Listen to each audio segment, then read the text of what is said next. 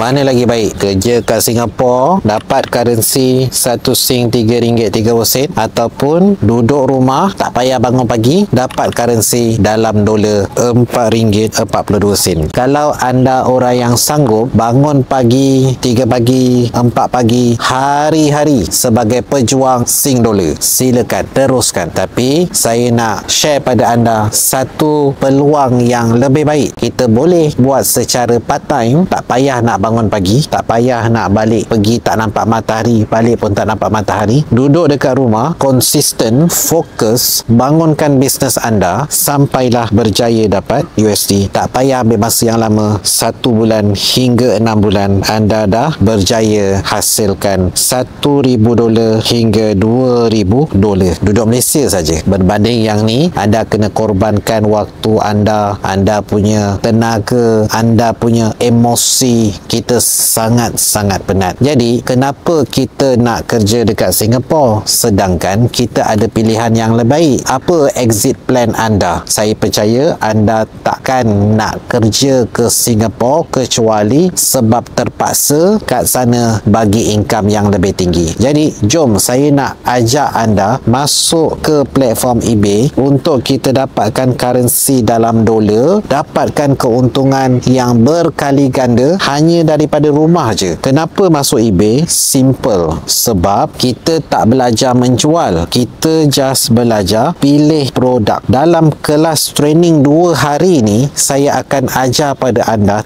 teknik macam mana nak pilih produk yang demand untuk masukkan dalam akaun eBay yang anda dah berjaya set up. Bila barang yang demand kita masukkan, kadar yang lebih pantas eBay akan tolong carikan pelanggan untuk kita. Belajar pilih produk yang betul, masukkan dalam akaun kedai eBay anda, masukkan sebanyak mungkin, target setahun 1000 produk yang demand, dan lepas tu anda dah boleh relax, sudah membuahkan hasil dalam 6 bulan saja dah boleh buat profit bersih $1,000-2,000 dengan senang-senang saja. Jadi jom, bagi anda kat luar yang nak cari income dalam dolar, join kelas training Exportpreneur, yuran RM50, sangat-sangat murah. 2 malam kelas, 6 jam training, nota saya bagi, rakaman saya provide. Tak percaya? Anda boleh tengok ramai yang dah berjaya. Sales hasil $3,000.